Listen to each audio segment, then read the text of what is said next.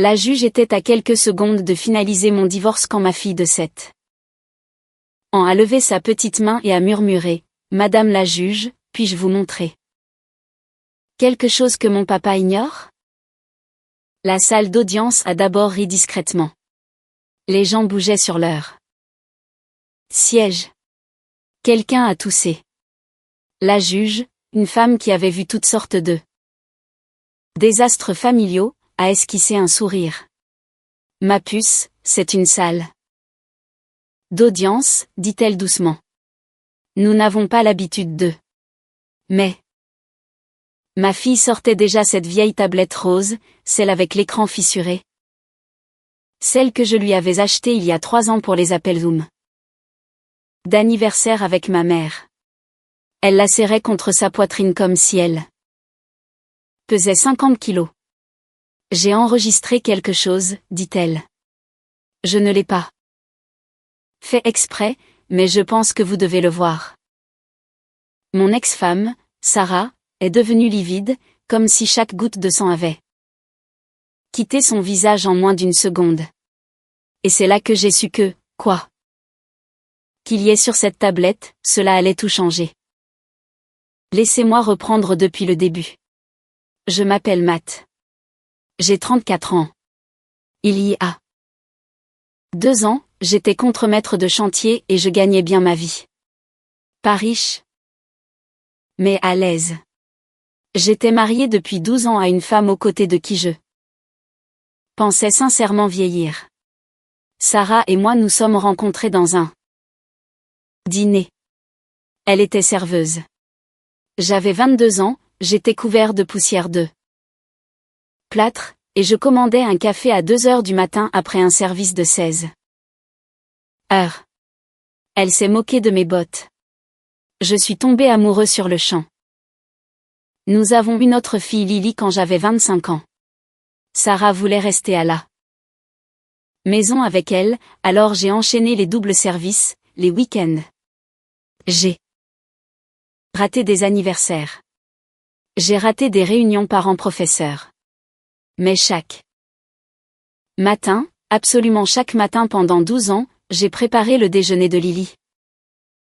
Coupant ses sandwichs en forme d'étoile parce qu'elle m'avait dit un jour que les étoiles portaient bonheur. Je pensais être un bon père. Je pensais être un bon mari. Puis Sarah a changé. Ça a commencé par des petites choses. Elle oubliait de me répondre. Elle s'écartait quand j'essayais de la serrer dans mes bras. Elle a commencé à aller à son club de lecture, 2 fois par semaine, rentrant parfois à minuit avec une odeur de parfum qu'elle ne possédait pas. Je lui en ai parlé. Elle a dit que j'étais paranoïaque. Elle a dit que je travaillais trop et que je ne l'appréciais pas. Elle a dit que je n'étais jamais là, alors j'ai réduit mes heures. J'ai accepté une baisse de salaire juste pour être plus présent. Je préparais le dîner tous les soirs. Je faisais la lessive. J'ai essayé. Rien n'a changé. Il y a 6 mois, elle m'a fait asseoir sur notre canapé, le même canapé où nous avions regardé Lily faire ses premiers pas et m'a dit qu'elle voulait divorcer. Je ne suis plus heureuse, a-t-elle dit. Sa voix était plate, vide. Comme si elle avait répété cette phrase 100 fois. J'ai demandé s'il y avait quelqu'un d'autre. Elle m'a regardé droit dans les yeux et a dit, non. Je l'ai cru. Que Dieu me vienne en aide, je l'ai cru. La procédure de divorce a été un cauchemar dès le premier jour. Sarah a engagé une avocate, requin, une femme en blazer à $500 qui ne cessait de m'appeler, le père absent, à chaque audience. Je n'avais pas les moyens de me payer un bon avocat, j'avais tout dépensé pour maintenir notre famille à flot. J'ai donc eu un avocat commis d'office nommé Dave, qui sentait la cigarette et semblait avoir abandonné tout espoir dans la vie quelque part. En 2007. Sarah exigeait la garde exclusive. Elle disait que j'étais instable parce que je travaillais dans la construction. Elle disait que j'avais des problèmes de colère. Elle a dit que j'avais crié sur Lily une fois pendant un caprice, ce qui est vrai, j'avais élevé la voix une fois pendant 10 secondes après que Lily a jeté un jouet sur la télé. Mais dans cette salle d'audience, Sarah présentait les choses comme si j'étais dangereux. Le père a fait preuve d'un comportement volatile, disait son avocate. Nous pensons que l'enfant n'est pas en sécurité sous sa garde. J'étais assis là, les mains sous la table, m'enfonçant les ongles dans les paumes pour ne pas pleurer. Lily était dans le couloir avec un tuteur nommé par le tribunal. Je pouvais la voir à travers la petite vitre de la porte. Elle coloriait. Elle avait l'air si petite. Et chaque fois qu'elle levait les yeux vers moi à travers cette vitre, elle avait cette expression, comme si elle voulait me dire quelque chose, comme si elle essayait de m'envoyer un message avec ses yeux. Mais l'avocate de Sarah s'opposait à chaque fois que j'essayais de parler. La juge me disait d'attendre mon tour. Et Sarah, ma femme, la femme que j'avais aimée pendant 12 ans, ne me regardait même pas. Elle fixait simplement droit devant elle avec des yeux froids et vides, comme si j'étais déjà un étranger. L'audience pour la garde temporaire devait être simple, juste quelques semaines avant le procès final, mais l'avocate de Sarah a poussé pour une ordonnance d'urgence. Elle a prétendu que j'avais menacé Sarah. Elle a prétendu que je m'étais présenté à la maison en état d'ivresse. 2 mensonges. J'avais des SMS prouvant que j'étais resté à l'écart. J'avais des témoins. Mais mon avocat était trop lent, trop fatigué.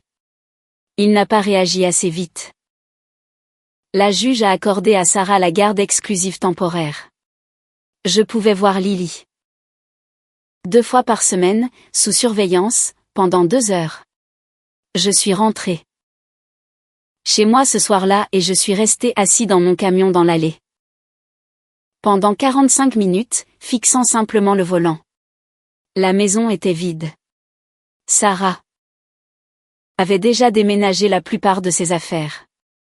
La chambre de Lily était à moitié emballée, des cartons partout, ses peluches empilées dans un coin comme si elles avaient été jetées là. J'ai ramassé son ours préféré, celui avec lequel elle dormait depuis l'âge de 2 ans. Et je l'ai simplement serré fort. C'est la première fois que j'ai pleuré. Pas quand Sarah a demandé le divorce. Pas quand elle a menti au tribunal. Pas quand la juge a tranché contre moi. C'était en tenant cet ours usé tout seul dans une maison qui ne ressemblait plus à un foyer. À la visite suivante, Lily semblait différente, plus mince, plus silencieuse. Elle n'a pas couru vers moi quand je suis entrée. Elle est restée assise par terre à dessiner. Et quand je me suis assis à côté d'elle, elle a posé sa tête sur mon bras sans dire un mot.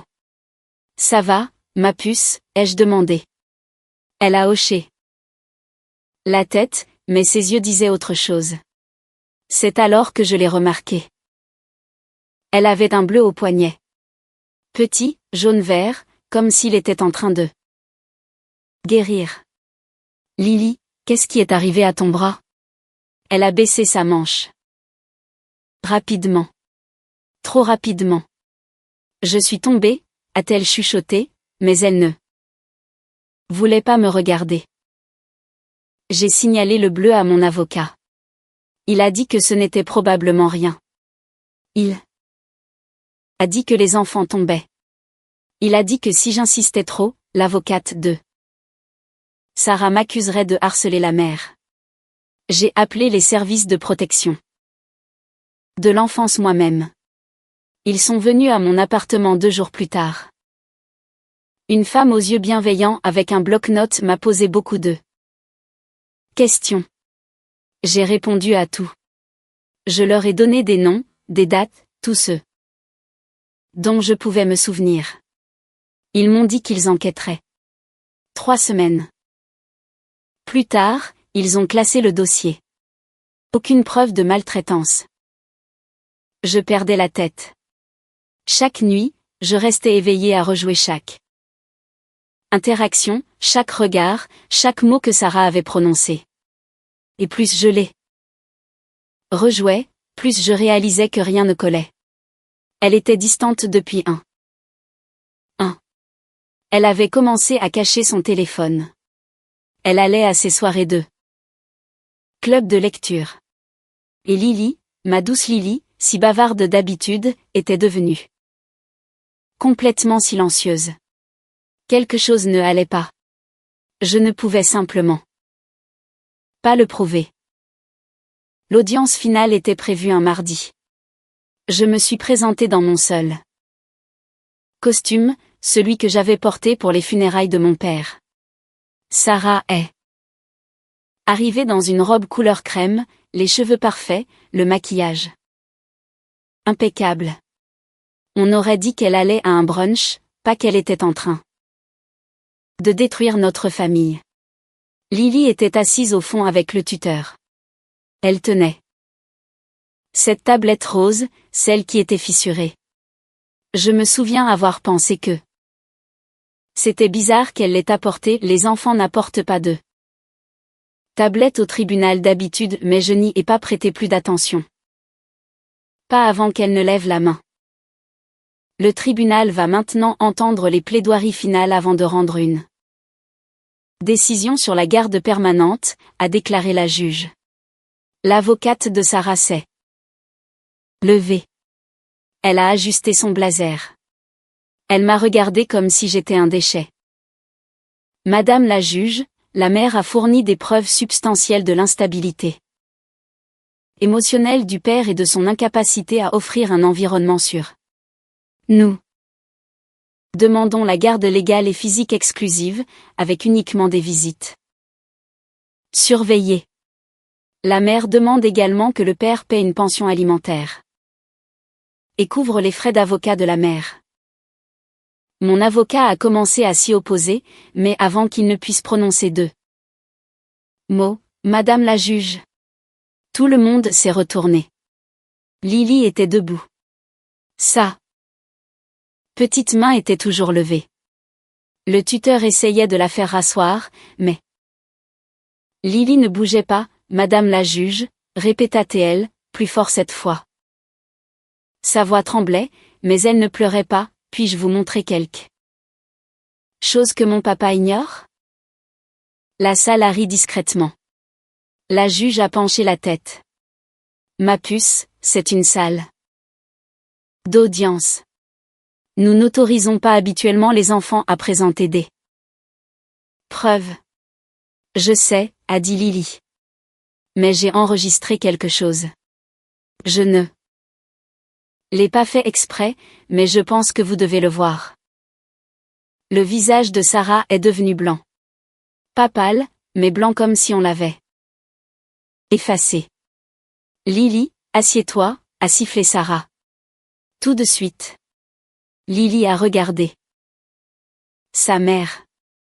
Et pour la première fois depuis des mois, j'ai vu quelque chose dans les yeux de ma fille qui m'a brisé le cœur. Elle avait l'air effrayée. Mais pas de moi. Madame la juge, dit Lily en brandissant la tablette rose fissurée. C'est une vidéo. Elle ne dure que 30 secondes, mais je vous promets que vous voudrez la voir. La juge est restée silencieuse un long moment. Puis elle a regardé l'avocate de Sarah, puis moi, puis à nouveau Lily. Apportez-la ici, dit la juge. L'adjoint a pris la tablette des mains de Lily. Il l'a remise à la juge. Sarah tremblait. Elle n'arrêtait pas de chuchoter à son avocate, qui lui répondait furieusement à voix basse. La juge a appuyé sur lecture. Elle a incliné l'écran. Pour pouvoir voir, personne d'autre ne le pouvait. Pendant 10 secondes, le visage de la juge n'a pas bougé. Elle regardait, tout simplement. Puis ses yeux se sont rétrécis. Puis sa mâchoire s'est contractée. Puis elle a levé les yeux vers Sarah avec une expression que je n'oublierai jamais de ma vie. Elle avait l'air dégoûté. Madame la greffière, dit la juge, veuillez diffuser cette vidéo sur le moniteur de la salle d'audience. L'avocate de Sarah s'est levée. Madame la juge, je m'oppose. Asseyez-vous, a dit la juge. La vidéo a commencé à défiler sur le grand écran et toute la salle a fait silence. C'était sombre. La caméra était pointée vers le sol. Lily avait dû laisser l'enregistrement tourner dans sa chambre, mais on entendait tout. On entendait la voix de Sarah, froide, tranchante. Tu te souviens de ce qu'on a répété? Une pause. Puis la voix de Lily, petite et effrayée. Maman, je ne veux pas mentir. Ce n'est pas mentir, dit Sarah. C'est pour nous protéger. Je ne veux pas dire papa me fait peur. Ce n'est pas vrai. Il te fera peur si tu ne le dis pas, pause. Maman, pourquoi l'homme est encore là? Celui avec la barbe. Une autre pause, plus longue cette fois. Ne t'occupe pas de lui, Lily. Occupe-toi juste de l'histoire. Peux-tu me raconter l'histoire? Je ne veux pas, raconte-moi l'histoire, Lily. Silence. Puis la voix de Lily, à peine un murmure, en pleurant, papa me fait peur. Papa crie. Papa a poussé maman. Bonne fille. La vidéo s'est terminée. La salle d'audience était plongée dans un silence de mort. Personne ne parlait. Personne ne bougeait. Et puis j'ai regardé Sarah pour la première fois de la journée. Ma femme avait l'air terrifiée. La juge a retiré ses lunettes lentement, délibérément, comme si elle avait besoin d'un moment pour digérer ce qu'elle venait d'entendre. Elle les a posées sur le bureau. Puis, elle a regardé l'avocate de Sarah. Étiez-vous au courant de cela? L'avocate de Sarah a ouvert la bouche, l'a refermée, puis l'a rouverte. Je ne l'étais pas. La mère n'a jamais divulgué. Avez-vous examiné les preuves avant de les présenter à ce tribunal? J'ai examiné ce que la mère a fourni. Il ne vous est pas venu à l'esprit de vous demander pourquoi une enfant de 7 ans connaissait un script par cœur? Silence. La juge s'est tournée vers Sarah. Madame Thompson, vous avez 30 secondes pour m'expliquer pourquoi je ne devrais pas vous condamner pour outrage au tribunal et vous signaler pour des poursuites pénales. Sarah a commencé à pleurer. De vraies larmes cette fois. Pas les larmes de comédie que j'avais vues. À chaque audience. Il allait me la prendre, sanglotait-elle. Il allait me prendre mon bébé.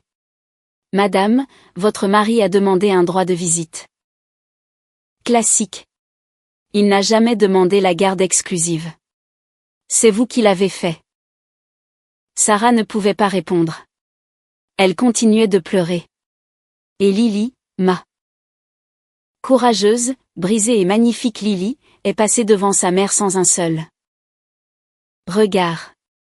Elle est passée devant les avocats, devant le tuteur, devant tout le monde. Elle a marché droit vers moi. Elle s'est assise sur la chaise à côté d'eux. La mienne. Elle a appuyé sa tête contre mon bras et a chuchoté. Je suis désolée de ne pas t'avoir montré ça avant, papa. J'avais peur. J'ai passé mon bras autour d'elle. Je l'ai serrée contre moi, pour la première fois en 6 mois, j'ai eu l'impression de pouvoir respirer. La juge n'a même pas délibéré. Elle m'a accordé la garde légale et physique. Exclusive avec effet immédiat. Des visites surveillées pour Sarah uniquement si elle suivait une thérapie et des cours de parentalité.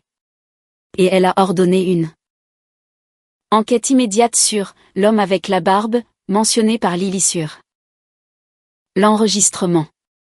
L'avocate de Sarah a essayé de faire appel.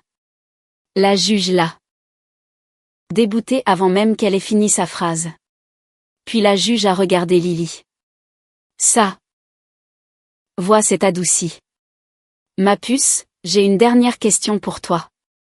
Lily a hoché la tête. Après tout ce qui s'est passé aujourd'hui, avec qui veux-tu rentrer à la maison? Lily n'a pas hésité. Elle a levé les yeux vers moi. Elle a serré ma main. Puis, elle a dit quelque chose que je porterai en moi jusqu'au jour de ma mort. Ce n'est peut-être pas mon vrai papa, dit-elle doucement. Maman m'a dit le mois dernier que mon vrai papa était quelqu'un d'autre. Elle a dit que je n'étais pas censée le savoir avant d'être plus grande, mais elle me l'a dit. Parce qu'elle pensait que ça m'aiderait à détester papa. Elle fit une pause. Sa voix commença à trembler. Mais papa est resté. Papa a préparé mes déjeuners. Papa m'a lu des histoires. Papa est venu à chaque spectacle de l'école, même quand maman disait qu'il n'était pas invité. Elle regarda la juge, des larmes coulant sur ses joues. C'est ça, un papa. Ce n'est pas quelqu'un qui vous a conçu, c'est quelqu'un qui est resté. La salle était à nouveau silencieuse, mais cette fois ce n'était pas le choc. C'était autre chose. Quelque chose que je n'attendais pas. Les gens pleuraient. La greffière, l'huissier, même mon avocat fumeur de cigarettes qui avait abandonné la vie s'est essuyé les yeux. Sarah était simplement assise là. Seule, ses cheveux parfaits s'échappant de leurs pinces, sa robe couleur crème. Froissée. Elle avait gagné la bataille pendant 2 mois, elle avait tout perdu. En 30 secondes. J'ai ramené Lily à la maison ce soir-là dans mon vieux camion. Elle s'est endormie sur le siège passager, la tête contre la vitre. La tablette rose était sur ses genoux. Je lui ai demandé si elle voulait s'en débarrasser. Elle a dit non. Elle voulait la garder. Ça me rappelle que la vérité finit toujours par sortir, a-t-elle dit.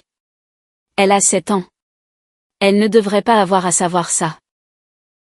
Mais voici ce que j'ai appris de tout cela.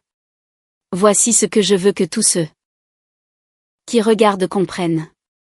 Parfois, les gens les plus proches de vous mentiront. Ils vous mentiront en plein visage. Ils mentiront devant des juges.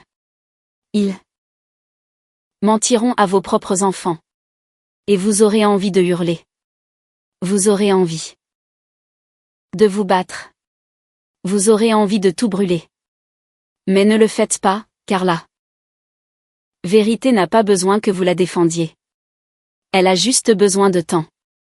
Et parfois la vérité tient dans les plus petites mains, tenant la plus vieille des tablettes, avec la voix la plus discrète. Ma fille m'a sauvée ce jour-là. Pas avec des preuves. Pas par vengeance. Avec du courage. Quant à Sarah, aux dernières nouvelles, l'enquête a retrouvé l'homme à la barbe.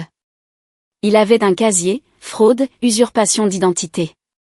Il s'avère que Sarah n'avait pas seulement une liaison, elle prévoyait de vider notre compte bancaire, d'emmener Lily et de disparaître avant que je ne découvre la vérité. Elle fait face à des poursuites maintenant. Je ne sais pas comment cela finira. Pour elle. Mais je sais comment cela s'est fini pour moi. Je suis assis sur le sol de notre nouvel appartement. Lily dort dans sa chambre. La porte est ouverte pour que je puisse l'entendre si elle a besoin de moi. Et pour la première fois depuis longtemps, je ne suis plus en colère. Je suis juste reconnaissant. Parce que j'ai failli perdre ma fille à cause de quelqu'un qui ne la méritait pas. Mais ce n'est pas arrivé. Et chaque matin désormais, quand je prépare son déjeuner, je coupe toujours ses sandwichs en forme d'étoile. Morale de l'histoire, les gens qui restent, ceux qui sont présents chaque jour. Sans applaudissements ni reconnaissance, voilà la vraie famille. La biologie ne fait pas un parent. L'amour, oui. Et la vérité trouve toujours un chemin vers la surface. Toujours. Avez-vous déjà été trahi par quelqu'un en qui vous aviez confiance? Partagez votre histoire dans les commentaires. Abonnez-vous pour plus d'histoires vraies et émouvantes.